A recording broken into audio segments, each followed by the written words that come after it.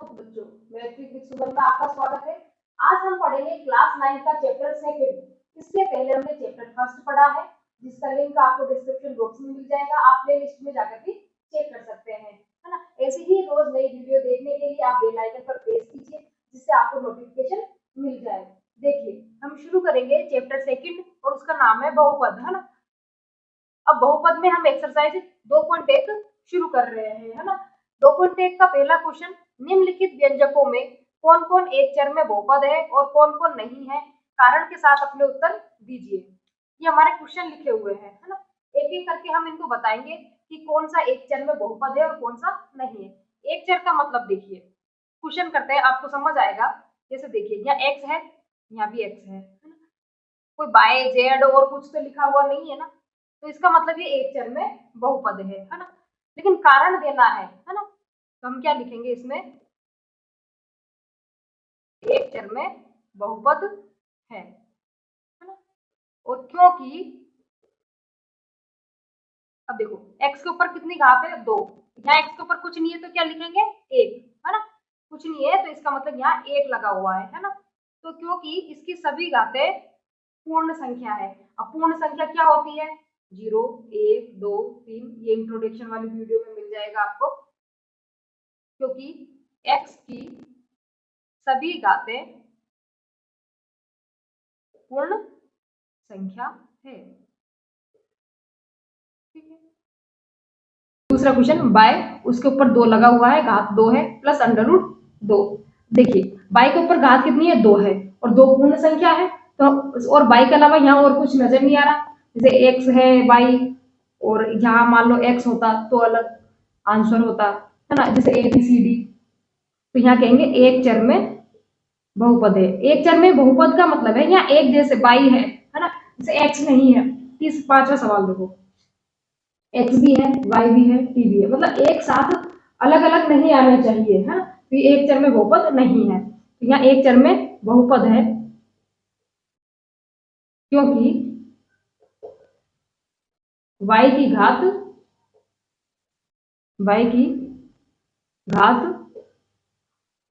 पूर्ण संख्या है, ठीक है।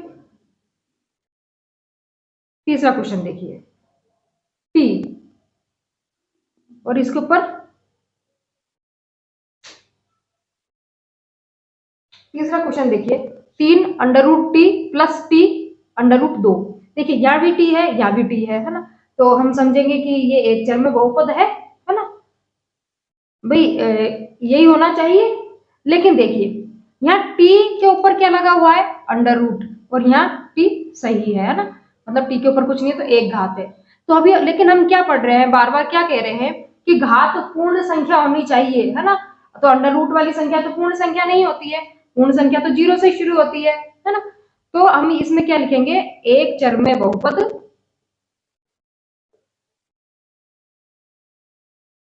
नहीं है ना। क्योंकि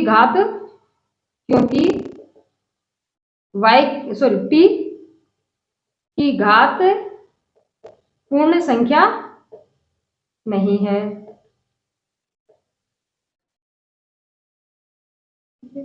इधर देखो, फिर y प्लस 2/बाय, फिर ये बटे में आ गया, है ना। y तो है ना, लेकिन ये y बटे में आ गया, तो फिर क्या लिखेंगे, सेम एक चर में बहुपद नहीं है, ठीक है। क्योंकि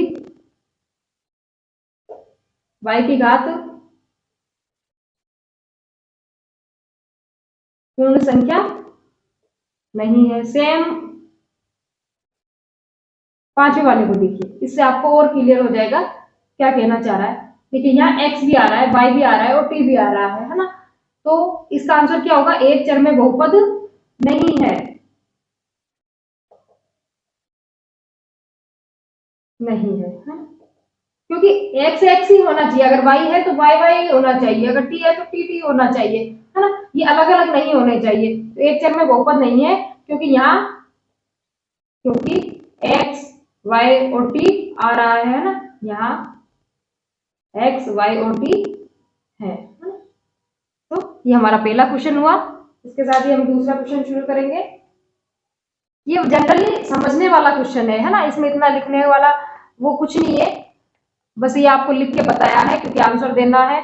तो बाकी हमें क्या करना है, यहाँ एक्स एक्स आ रहा है, एक चर में बहुपद है, यहाँ पाई आ रहा है, एक चर में बहुपद है, यहाँ टी आ रहा है लेकिन अंडर रूट में है तो एक चर में बहुपद नहीं है, यहाँ वाई आ रहा है लेकिन बटे में आ रहा है तो एक चर में बहुपद नहीं है, यहाँ एक्स वाई और टी तीनों ही आ रहे हैं तो एक चर में बहुपद नहीं है ना। अब हम करेंगे दूसरा क्वेश्चन।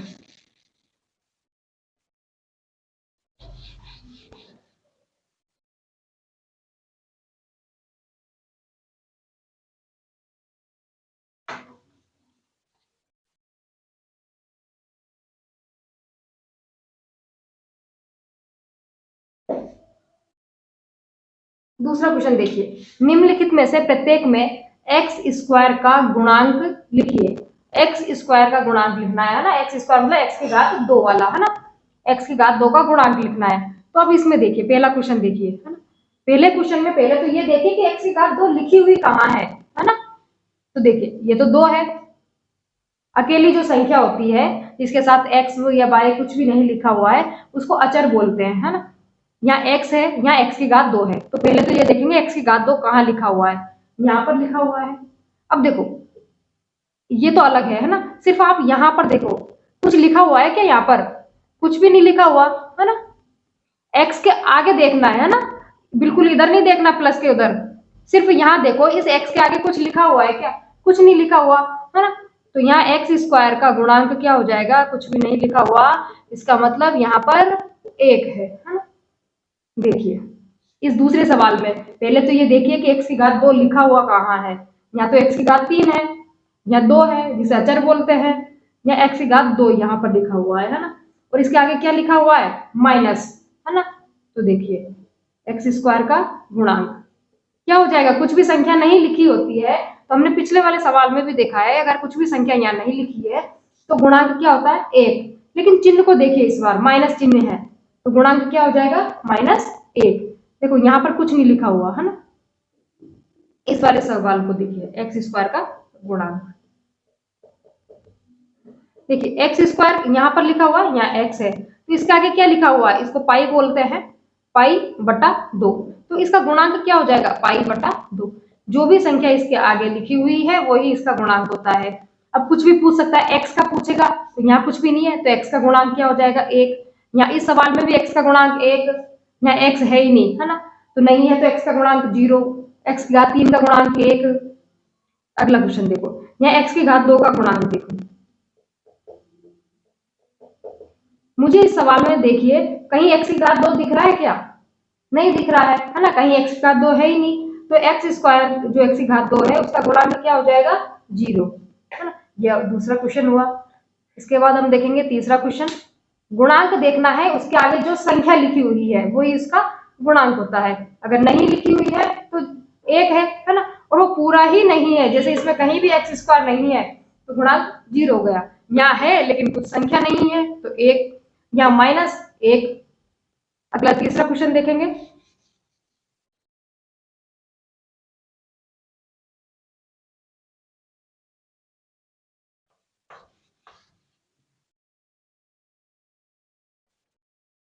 देखिए तीसरा क्वेश्चन, 35 घात के द्विपद का और 100 घात के एक पदी का एक एक उदाहरण दीजिए है ना। तो घात तो कितनी लगानी है 35 और पद कितने लेने हैं 2 पद, तो देखिए है ना, कोई भी संख्या ले, जैसे x ले लिया, कोई भी चर ले लिया, उसके ऊपर घात तो कितनी लगानी है 35 है ना, लेकिन ये तो एक ही पद हुआ, पद तो हमें 2 लगाने हैं, माइनस कुछ भी लिख सकते हो आप है ना, 5 लिख दिया है ना? तो 2 पद हो गए है ना, तो ये द्विपद का उदाहरण हो गया 35 घात का। दूसरा देखिए घात 100 लगानी है, y ले लिया और इसके ऊपर क्या लग दिया 100 लिख दिया, एक पद ही लिखना है तो सिर्फ एक ही लिखना है, आगे कुछ भी नहीं लगाना। अब देखो ये अकेला भी लिख सकते हैं, इसके आगे आप कुछ भी लगा सकते हो, तो ये इसके उदाहरण हो गए। अगला क्वेश्चन देखिए, निम्नलिखित बहुपदों में से प्रत्येक बहुपद की घात लिखिए। अब देखो घात कैसे देखते हैं, पहला क्वेश्चन 5 x की घात 3 प्लस 4 x की घात 2 प्लस 7 x, ये लिखा हुआ है ना। अब देखो जो आगे लिखा हुआ होता है उसको तो क्या बोलते हैं, जो हमने पिछला क्वेश्चन पढ़ा है उसमें भी आया गुणांक, जो आगे लिखा होता है उसको गुणांक बोलते हैं। x की घात 3 का गुणांक 5, x की घात 2 का गुणांक 4 और x का गुणांक 7, है ना। इस बार गुणांक नहीं लिखना, इस बार घात लिखनी है। तो देखिए x के ऊपर कितना है 3, यहाँ x के ऊपर कितना है 2, यहाँ x के ऊपर कितना है 1, है ना, कुछ नहीं है तो 1 है। तो सबसे ज्यादा बार कितना आया x के ऊपर 3 है ना, तो इसकी घात कितनी हो गई 3। जो सबसे ज्यादा लिखी हुई है ना वही देखते हैं। यहाँ देखिए 4 माइनस y की घात 2 है ना, y और कहीं है ही नहीं, सिर्फ यही है ना, तो घात कितनी हो गई 2। ठीक है, यहाँ देखिए 5t minus under root 7 t है ना, तो t सिर्फ यही लिखा हुआ है और कहीं नहीं लिखा हुआ, और t के ऊपर यहाँ कुछ नहीं है। तो बार बार मैं कह रही हूँ अगर घात कुछ भी नहीं लगी हुई है इसका मतलब वहां घात 1 है, तो इसकी घात कितनी हो गई 1। यहाँ 1 लिखा हुआ है वो 1 दिखाता नहीं है, अपने आप ही समझना होता है। यहाँ 3, यहाँ कोई भी x y z t कुछ है ही नहीं, सिर्फ अचल एक संख्या दे रखी है, तो यहाँ घात कितनी हो जाएगी 0। तो ये हमारा तीसरा और चौथा सवाल हुआ। नेक्स्ट क्वेश्चन करते हैं पांचवा।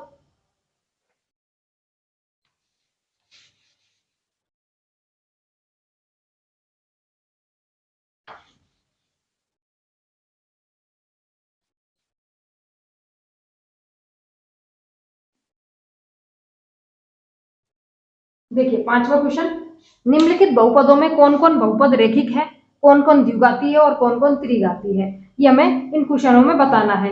लेकिन हमें पहले ये तो पता होना चाहिए कि रेखिक कहते किसे हैं, द्विघाती और त्रिघाती। रेखिक मतलब जिसकी घात 1 हो, है ना, द्विघाती मतलब जिसकी घात 2 हो, और त्रिघाती मतलब जिसकी घात 3 हो। तो पहले हमें घात देखनी पड़ेगी। इसमें बताओ, यहाँ x के ऊपर 2 है, यहाँ x के ऊपर 1 है ना, तो घात कितनी है, जो ज्यादा होती है उसी को घात मानते हैं। यहाँ x 2 है ना, तो घात 2 ही, तो ये द्विघाती हुआ।